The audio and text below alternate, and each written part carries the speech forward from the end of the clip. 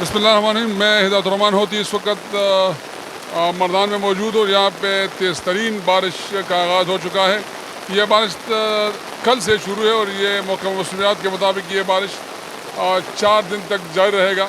آپ کیمرے کی آنکھ سے دیکھ سکتے ہیں کہ یہ موسلادھار بارش کتنی تیزی کے ساتھ ہو رہی ہے. اور کل بھی اس بارش کی وجہ سے مختلف نالوں میں نہ صرف پانی کی مقدار زیادہ تھی بلکہ مختلف محلے بھی بارش سے بھر گئے تھے، جس میں گلی باغ کے مختلف